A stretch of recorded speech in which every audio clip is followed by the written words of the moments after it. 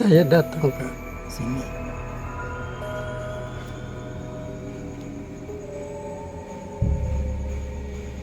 Maaf ya, saya kebawa perasaannya.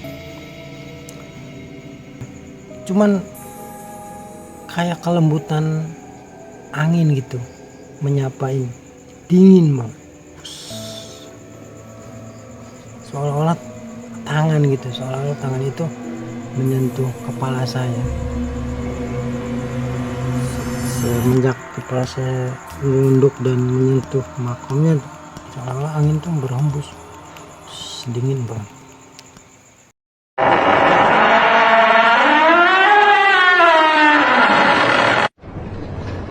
Welcome.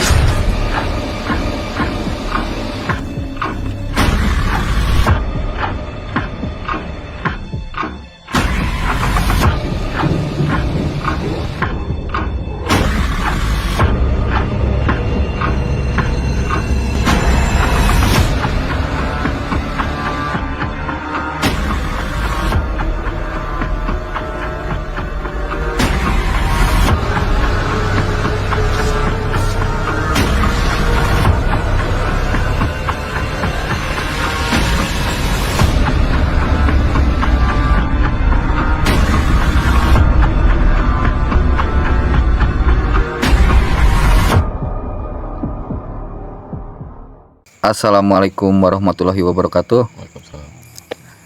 Selamat datang kembali di Ruang Waktu. Kali ini sesi untuk podcast ya saudara-saudara. Kita kedatangan dibilang tamu, tapi dia juga tim. Baik Kang Adi, gimana kabarnya Kang? Sehat, alhamdulillah. Udah ngonten kemana aja Kang? Kemana-mana ya? Udah banyak ya Kang ya? Banyak, ada berapa? Ada 500 mungkin. Mudah-mudahan terus berkembang ya Kang ya. Amin. Kang Adi, Ya. tadi sedikit tentang cerita pribadi ya Kang. Oke. Soal Akang pernah mencari jati diri itu tuh Kang, Iya betul. ke daerah Banten ya Kang. Pernah bala dagang daun. Kang Adi nih memang humoris ini pemirsa nih. Kuma. Ya, Gimana? boleh nanti kita ceritakan ya Kang perjalanan Akang waktu ke Banten itu, pahit manisnya silakan diceritakan ya Kang. Oke, Kang Adi Siap. silahkan untuk ceritanya.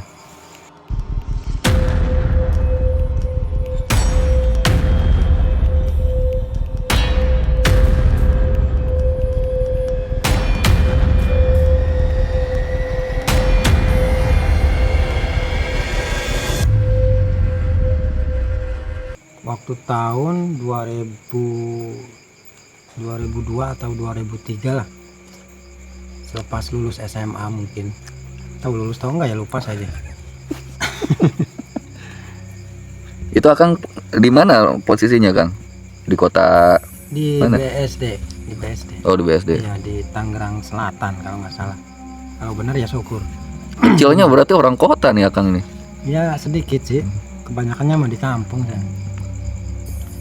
Dulu waktu selepas lulus sekolah ini ya, sekolah semea, saya kan ikut orang tua ya, ceritanya ya ingin berbakti lah gitu, membalas budi baik gitu, membalas jasa mereka. Babe kan alhamdulillah dulu punya pekerjaan sendiri ya, boleh disebut pemborong lah gitu, pemborong proyek kecil-kecilan ya, nguruk-nguruk gitu. Saya ikut di situ, ikut kerja ya, hasilnya gajiannya misalkan sebulan gitu dapat 1,5 juta, saya ke orang tua 1 juta, buat saya 500 gitu, buat apa namanya, buat keperluan pribadi lah gitu, buat beli rokok atau buat beli teh sosro. Nah waktu itu saya pernah mimpi begini, dalam waktu malam tuh saya pernah mimpi saya diajak ke suatu tempat, yaitu di Banten gitu. Saya suruh ke sono dalam mimpi tuh, suruh berkunjung ke makam namanya Abah Ageng Tirtayasa di daerah Kresek sono, tahu daerah apa udah lupa lah. Pokoknya daerahnya juga namanya Tirtayasa, desa Tirtayasa. Nah, setelah saya gajian, uang yang 500.000 itu saya selipkan di celana ceritanya. Si horeng mah tahu si horeng mah ya. Yang 500 itu saya pakai 100.000 buat beli sarapan, mie gitu, rokok. Yang 400-nya ditaruh di celana yang lain yang enggak saya pakai nantinya di perjalanan. Nah, setelah itu saya sudah sarapan, ceritanya saya berniat untuk berkunjung ke Banten ya. Di itu tuh di Kebun Nanas tuh saya bayar ongkos angkot. Waktu itu bayar angkotnya itu kalau nggak salah 2.500, tahu sekarang udah berapa gitu nggak tahu. Nah, saya cari tuh uang yang sisanya itu, yang 400.000-nya itu. Oh, ternyata saya baru ingat, ternyata uang 400.000 itu tuh ditaruh di celana yang satunya. Saya nggak ke bawah. Nah, saya mau balik lagi, saya takut ongkosnya kurang gitu. Lalu itu ada bisikan yang nggak ada wujudnya gitu dalam telinga atau dalam hati gitu, jangan balik lagi. Kalau balik lagi ya percuma, nanti kamu berubah arah tujuannya, atau bisa mungkin nanti kamu istilahnya mungkin ketemu sama seseorang yang bisa mengalihkan tujuan kamu gitu, mungkin di situ. Jadi batal ya untuk Jadi kesananya. batal lah istilahnya kunjungannya. Nah, saya ya udahlah, nekat kata saya.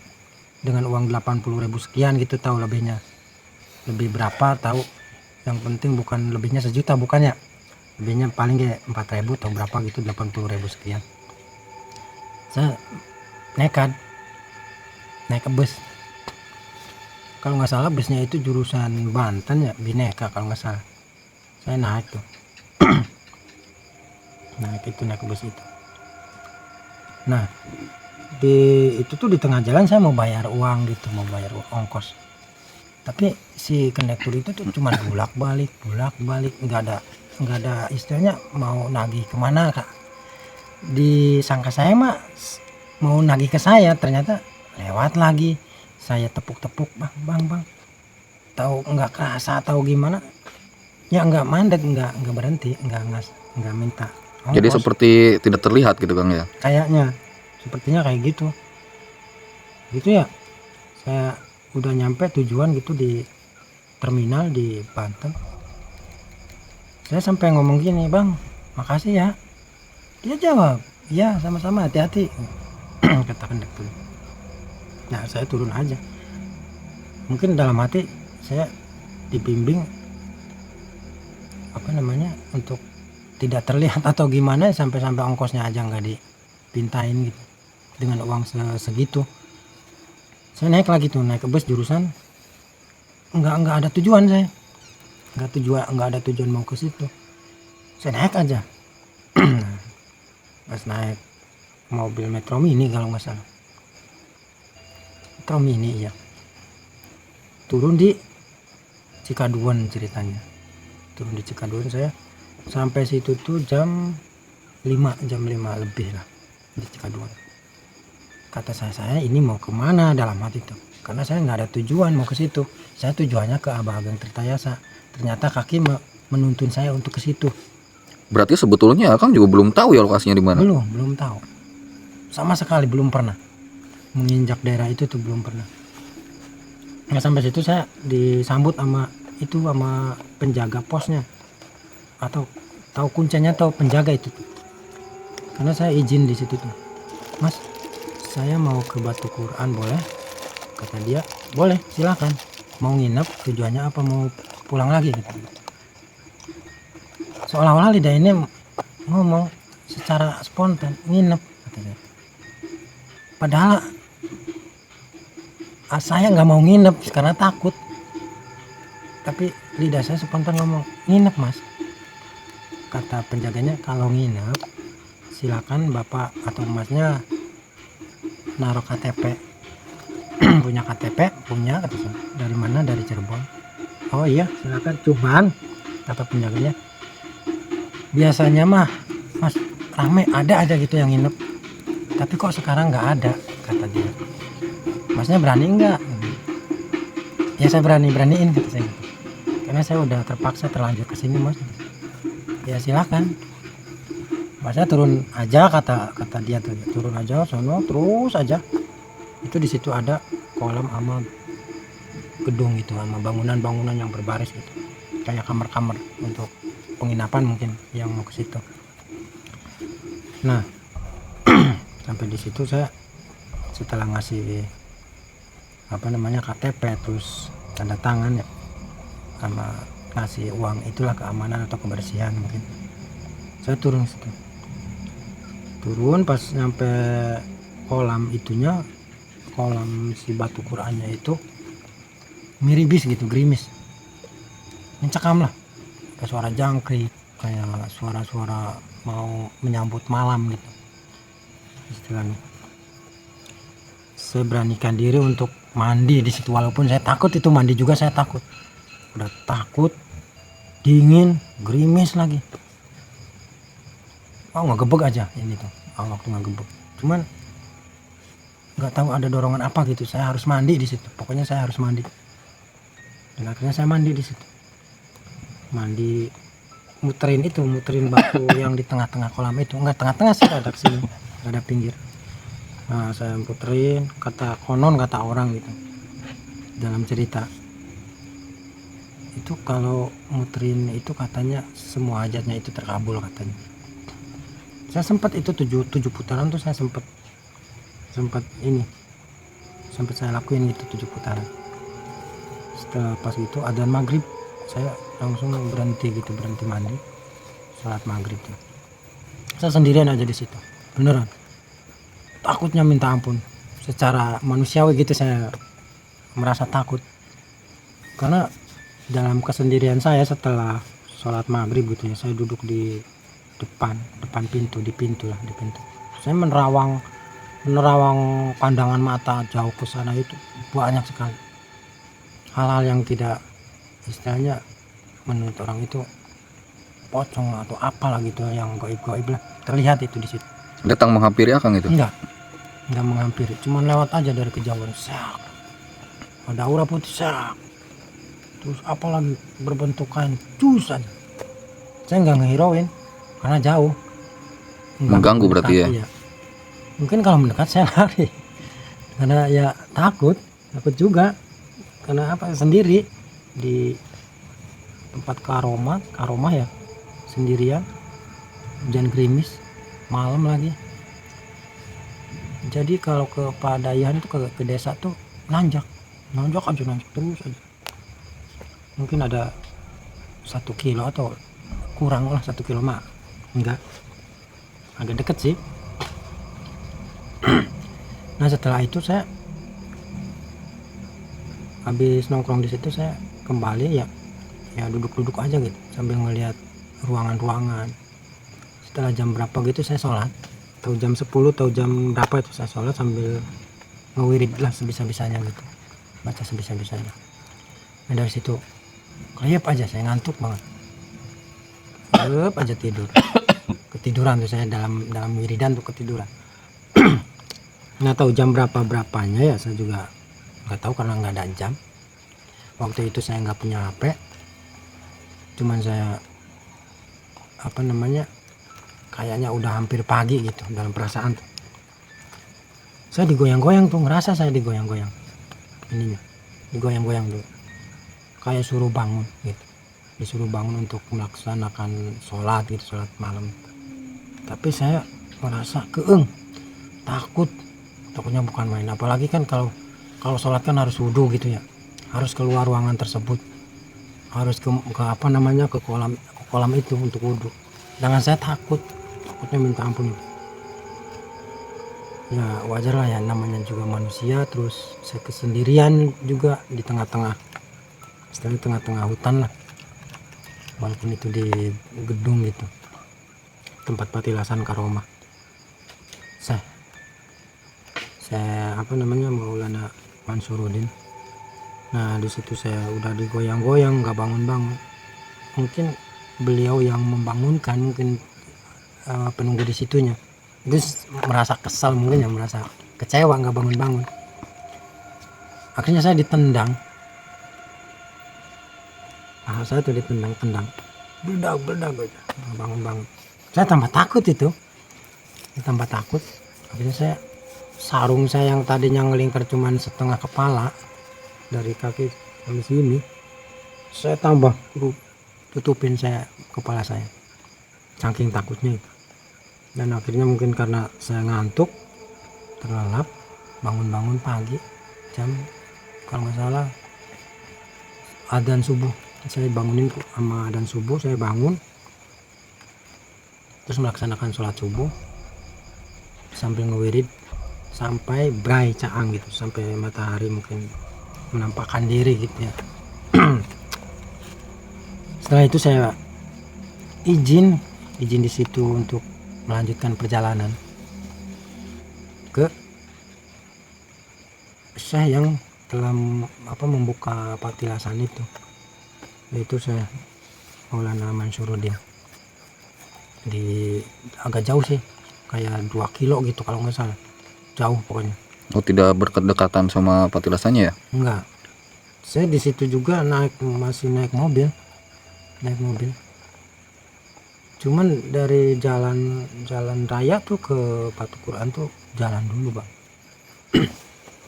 Jalan dulu kalau mau naik angkot ya, saya harus jalan dulu, ada meureun 1 kilo mah ke mobil angkot tuh, ke jalan gede. Nah saya turun, saya ngomong ke itu tuh, ke supir tuh, ke angkot tuh, bang ini ke arah ke nyampe ke ini makomnya Mbah Maulana Mansyuruddin. Katanya iya nyampe, bahkan lewat katanya. Nah saya naik situ naik mobil angkot itu. Pas saya naik, saya mau bayar, saya ngobrol sama keneknya, itu gratis juga itu, nggak usah bang, nggak usah bayar. Yang benar kata saya, iya nggak usah bayar, sampean butuh, mungkin butuh untuk minum atau apa, butuh pokoknya, nggak usah bayar. Ya saya bersyukur, alhamdulillah. Saya ucapin terima kasih kepada kenek atau kondektor mobil itu ya. Ada keneknya sih bang, walaupun angkot gitu. Mungkin ya barangkali sekarang dia ya masih ada gitu, melihat saya berbicara, saya ngucapin terima kasih pada penjaga yang ada di Cikaduan. Terus mobil yang pernah saya tumpangin itu saya gratisin gitu ya, termasuk mobil bis Bhinneka itu. Saya gratis itu, beneran, sumpah. Saya nggak dikasih nggak Suruh bayar gitu ya? nggak bayar. Jadi nanti kalau berjumpa lagi sama supirnya atau keneknya harus bayar double berarti. Kalau masih kenal. Nah dari situ saya habis ziarah ke Syekh Maulana Mansyuruddin ya di Cikaduan. Saya udah sowan ke beliau, udah tahlil gitu, ziarah. Saya ngelanjutin ke arah pulang, tapi saya mampir di makomnya Sultan Hasanuddin, Syekh Maulana Hasanuddin. Nah di situ saya mendapat ini juga kayak semacam keganjilan gitu. Petunjuk atau apa? Enggak, maksudnya saya dapat perlakuan istimewa lah dari orang yang ada di situ. Saya baru sampai ke parkirannya aja ya, saya udah merasa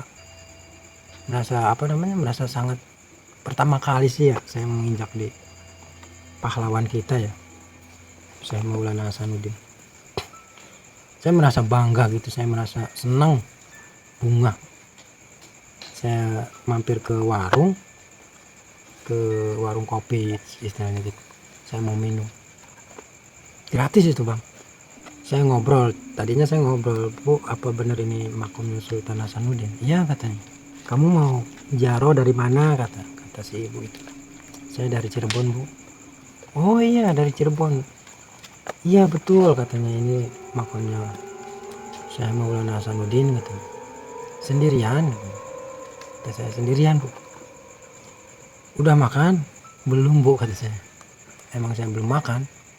Dari Cikaduan terus ke dari Patilasannya. petilasannya sampai ke Cikadun, ke makomnya, sampai di Banten saya belum kemasukan makanan.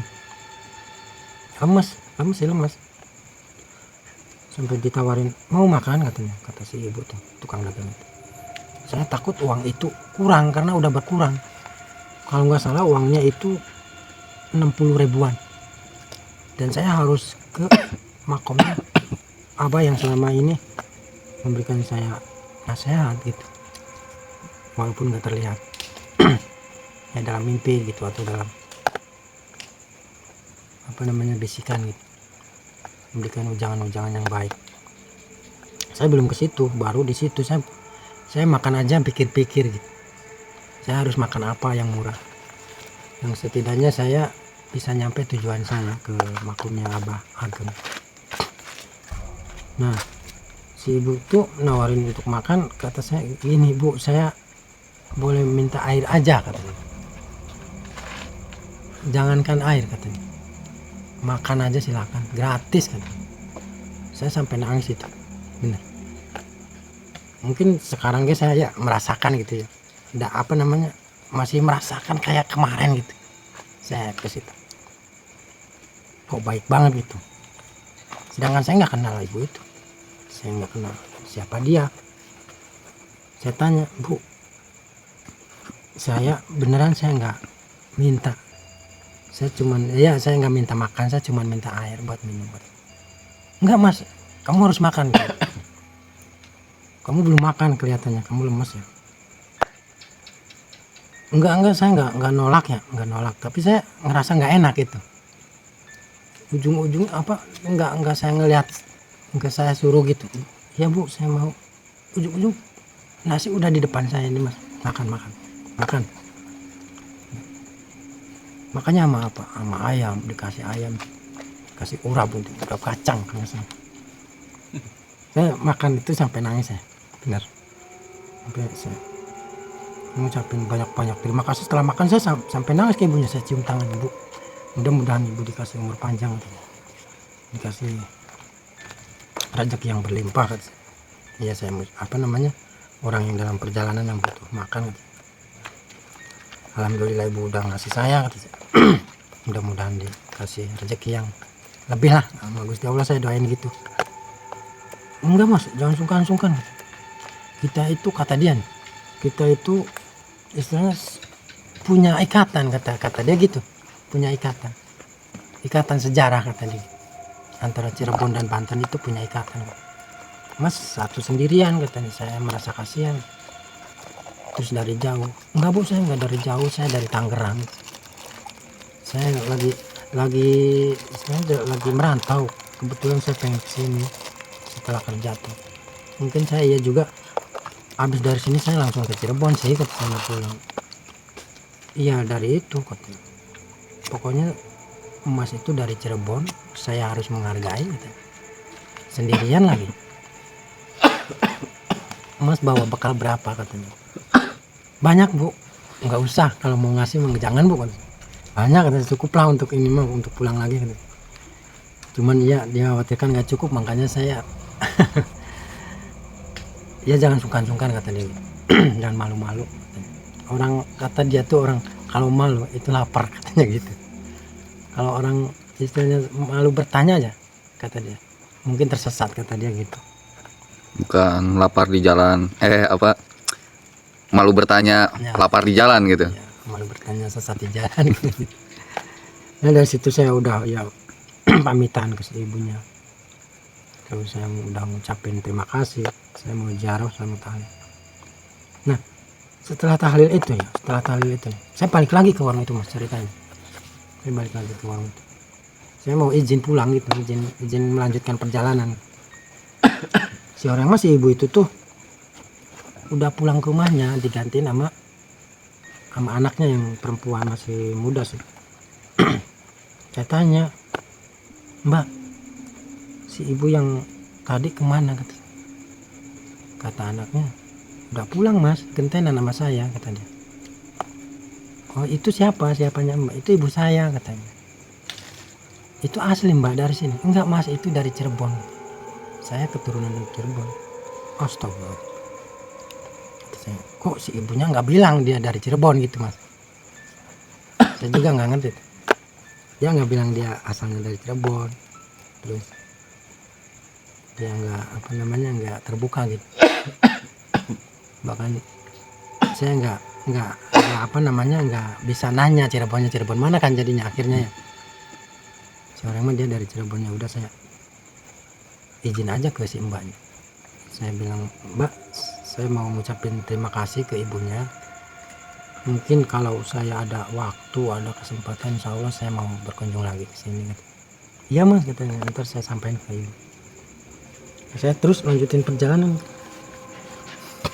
Sebelum melanjut perjalanan, saya balik lagi ceritanya ke aulanya aja, ke aula. Saya minum tuh air yang ada di itu tuh, apa namanya, pintu gerbang tuh. Spontan itu juga minum, enggak saya pengen minum di sana, enggak. Nah, setelah saya minum, saya lanjutin jalan kaki. Saya nggak tahu tuh, saya dari mana datangnya, saya nggak tahu. Istilahnya dari arah mana gitu, saya nggak tahu ini mau kemana nih saya. Kok saya tadi arah ke sini tuh dari mana, saya nggak tahu karena banyak banget jalan gitu. Saya dari mana tadi datangnya, kata saya. Masuknya dari mana? Ujung-ujungku saya udah ada di sini, kata saya. Perasaan saya tuh, karena nggak ada jalan yang tadi saya lewatin. Kok nggak sama gitu sama saya masuk ke daerah itu tuh, ke parkiran apa namanya, Sultan Hasanuddin itu. Nah terus saya udah terus aja lanjut sepengennya kaki ini melangkah gitu. Saya terusin aja. Itu nyampe ke teman bus ceritanya. Ngetem gitu, bus tuh pada ngetem di situ. Arah ke Balaraja. Gitu. Arah ke Balaraja, mungkin mau ke Bitung apa ke mana gitu. Nah, saya naik, banyak yang naik di situ. Saya juga naik. Saya duduk di belakang kalau nggak salah, bagian belakang. Nah, pas saya duduk, yang lain mah dikasih dipintain uang. Kejadian itu lagi, nggak dipintain uang, saya malah dilewat. Saya duduk sama orang-orang, saya dilewat. Saya kursi 3 tuh, paling belakang ada, tapi saya paling belakang kursi gitu. Yang belakang tuh kan ngederes kursi panjang tuh. Tapi saya bukan di situ, di kursi yang 3-nya, yang terakhir gitu. Tiga semua kursi itu. Yang belah sininya 2. Saya paling terakhir di kursi ketiga itu, dekat jendela saya. Saya nggak dipindahin uang. Dikirain mungkin saya udah bayar mungkin, karena mintanya yang ke bangku yang pinggir saya gitu, yang kedua itu. Nah, saya udah paham nggak bakalan dipinta nih, udah paham udah. Nah, pokoknya ya seperti hal-hal yang sebelumnya lah. Ya saya juga kalau ditagih mas saya bayar, tapi mungkin itu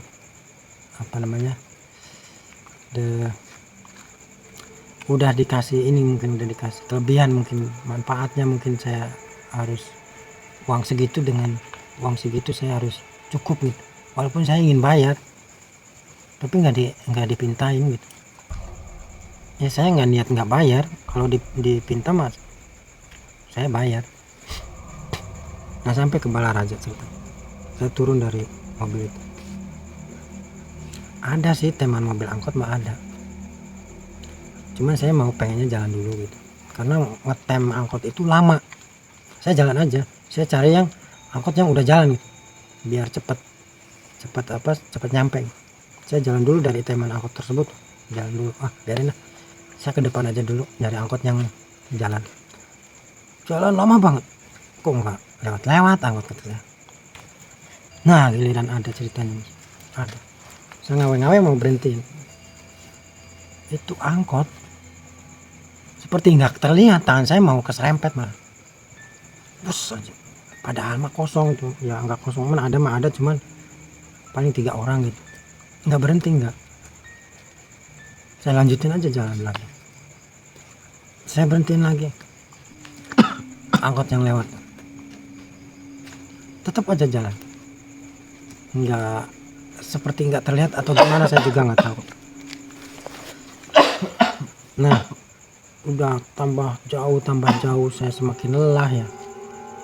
Terus sendal saya yang tadinya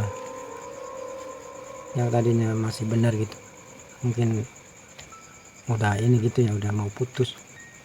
Terus akhirnya dibawa jalan terusnya putus mas, sendal tuh putus. Saya buang aja, udah saya jalan kaki tanpa alas gitu, tanpa sendal jalan. Udah lama banget itu, kira-kira ada 2 jam kemarin. Mungkin ada 2 jam saya berjalan. Saya berhentiin motor nggak berhenti, saya berhentiin mobil nggak berhenti.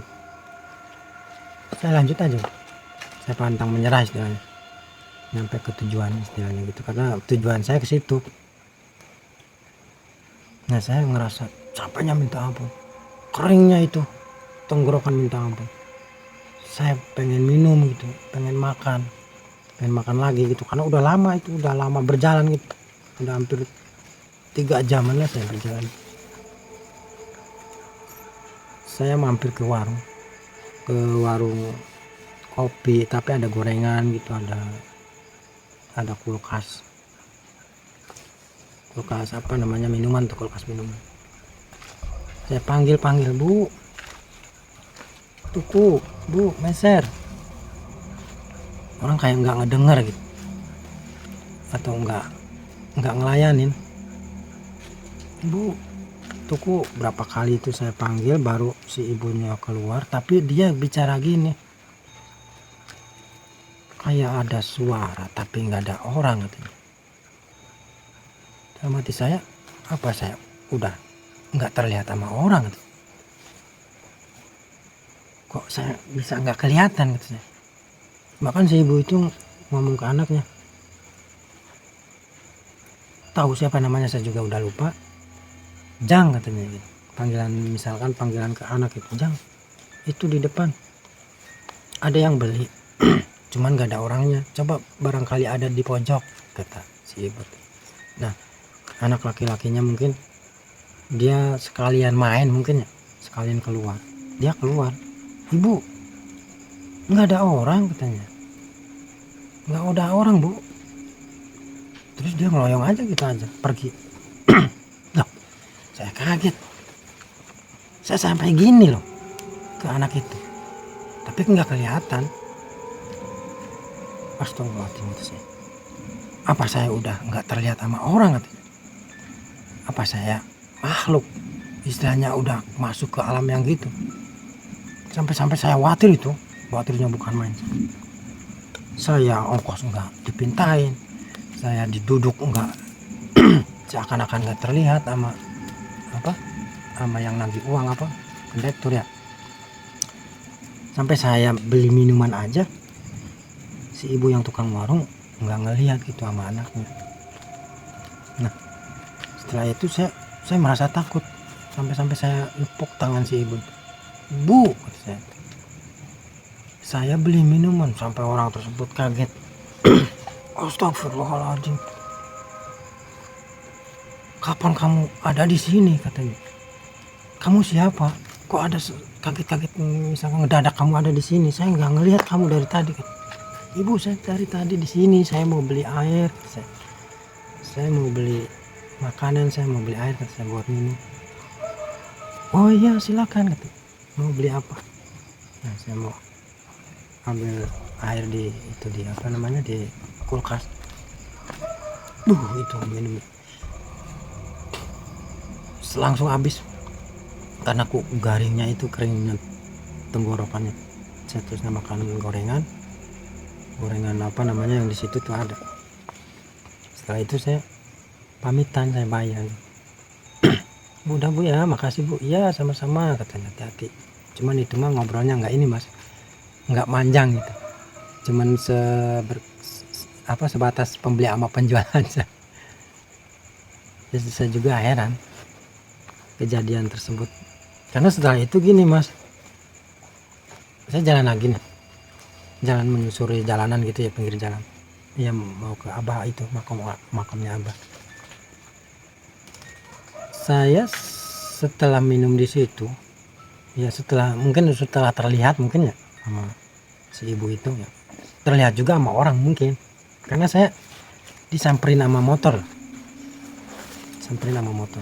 berhenti motor tuh. Mas katanya, mau kemana, kata si tukang si yang bawa motor itu. Kata saya mau ke desa Tirtayasa, kata saya mau ziarah ke Abah Ageng Tirtayasa.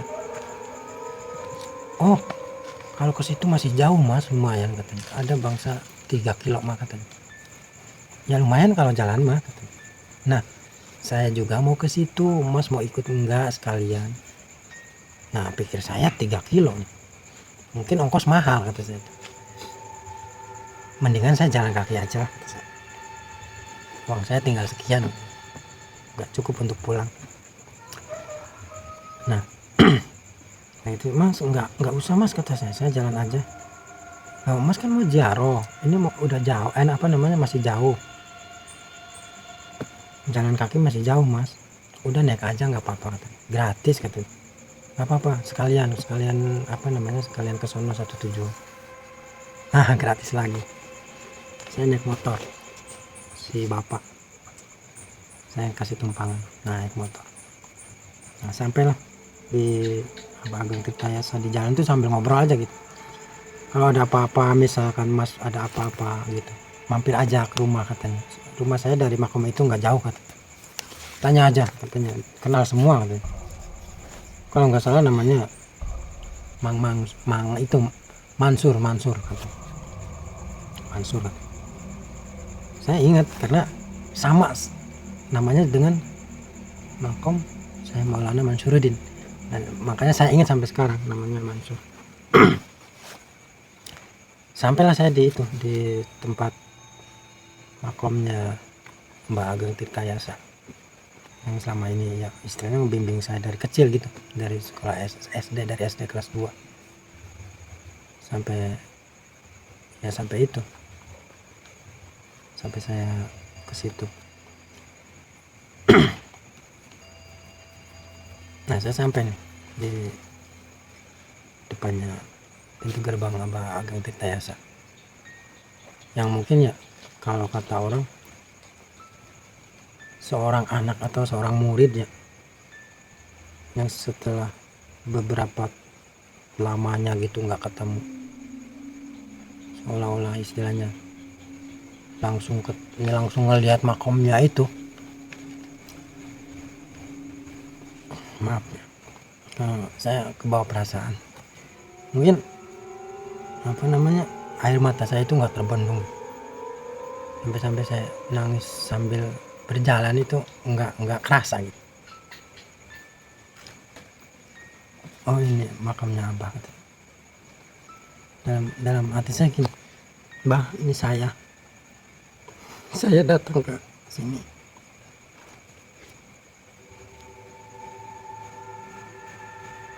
ya, saya kebawa perasaannya.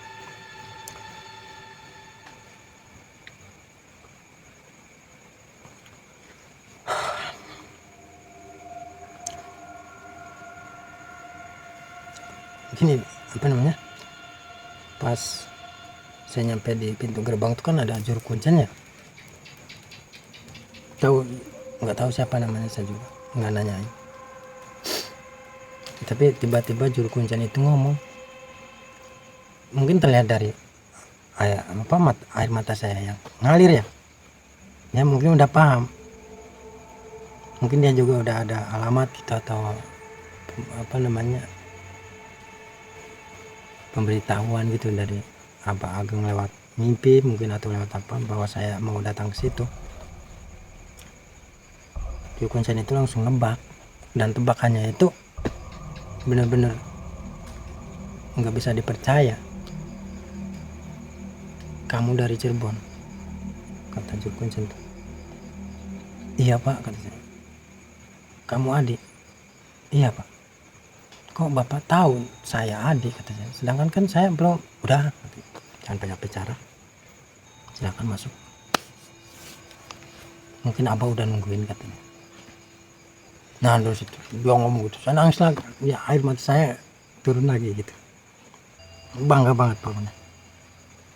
saya sungkem, itu makomnya itu di dalam ruangan yang mungkin orang-orang itu masuk ke situ, itu mungkin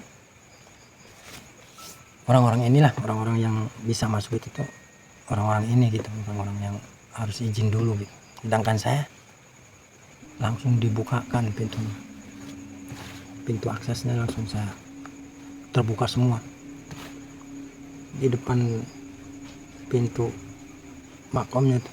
Saya langsung gini. Bukannya saya istilahnya meyakini kuburan, bukannya saya istilahnya menjunjung atau mempercayai makom tersebut, tapi saya lebih ke menghargai lah, lebih ke sungkem istilahnya, lebih menghormati. Saya unsur di situ, saya pegang makomnya sambil kepala saya adekin ke makomnya. Dari situ saya enggak, istilahnya bunganya minta ampun lah, senangnya minta ampun bisa berziarah ke situ, bisa bertemu gitu dengan makomnya Abah Ageng Tirtayasa. Itu pokoknya suatu kebanggaan, suatu kebahagiaan yang tidak terkira istilahnya. Walaupun perjalanan ke situ tuh melalui beberapa tahap gitu. Ya bisa dibilang saya harus berterima kasih yang selama ini udah banyak hal-hal kejadian yang sebelum di situ, waktu sekolah saya, waktu perjalanan sebelum saya gitu, hal-hal yang di luar logika lah orang. Tapi pas di makamnya akan dijumpai dengan sosok Abah tersebut. Enggak.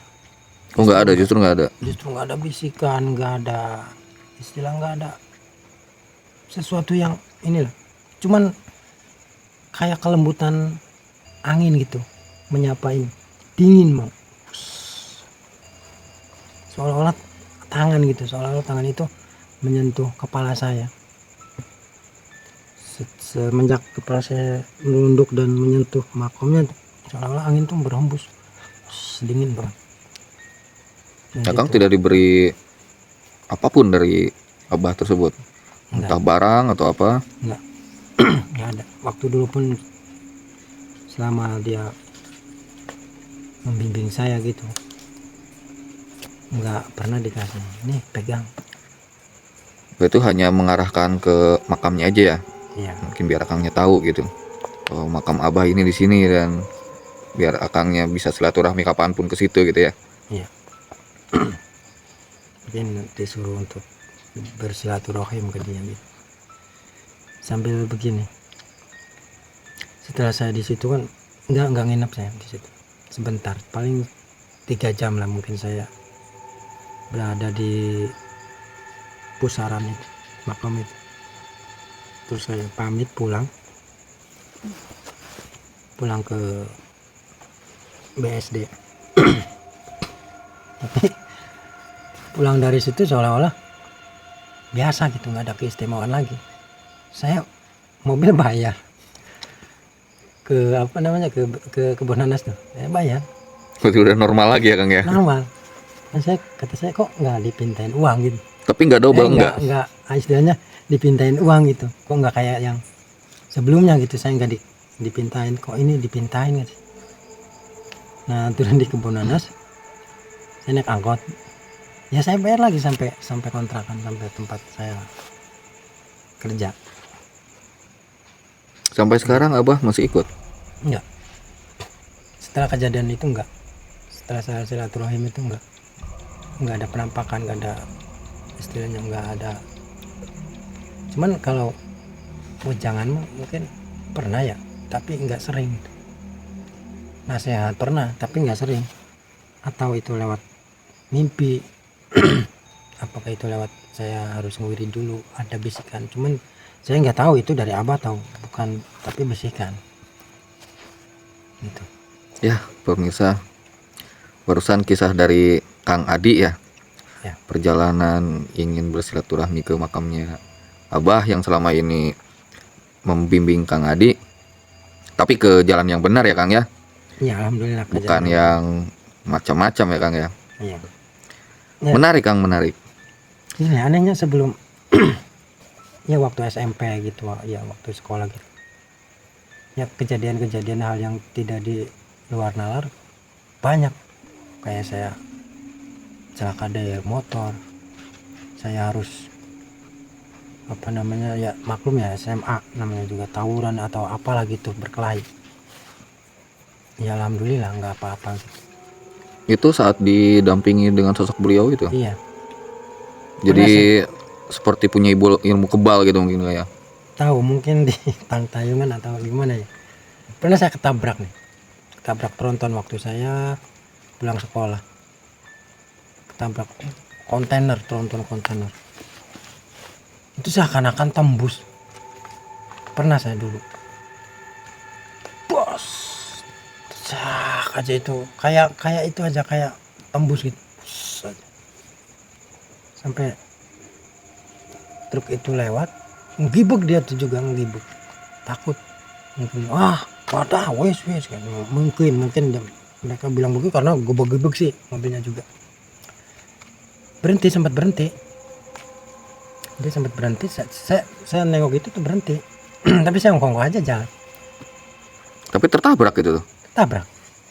Akang merasakan angin nyambusannya, wes. Oh, hanya angin aja gitu yang Iya. kerasanya ya. Ya masih di tayungannya istilahnya ya. Nggak tahu karena saya juga merasa kayak sadar nggak sadar gitu, seolah-olah ditabrak tuh. Tahu-tahu ada di belakang itu. Ya amun kejadian itu ini ya mungkin itu hal-hal yang tidak ini gitu, tidak lazim untuk dibicarakan. Ya, Kang Adi kisahnya cukup seru, cukup menarik ya. Mungkin masih banyak kisah lagi yang mau Kang Adi sampaikan kepada kami gitu ya. Mungkin nanti di lain sesi bisa memberikan cerita lagi ya Kang ya. Insya Allah kalau ada waktu ya.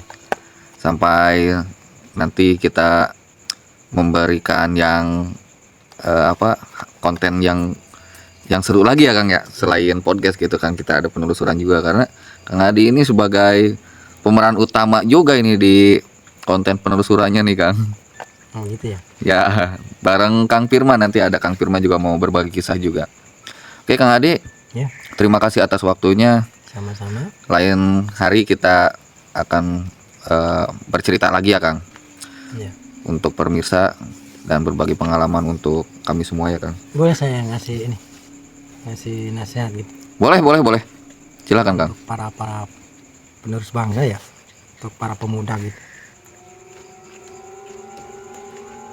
Gini, dari cerita tersebut kan kita memberikan mungkin ke arah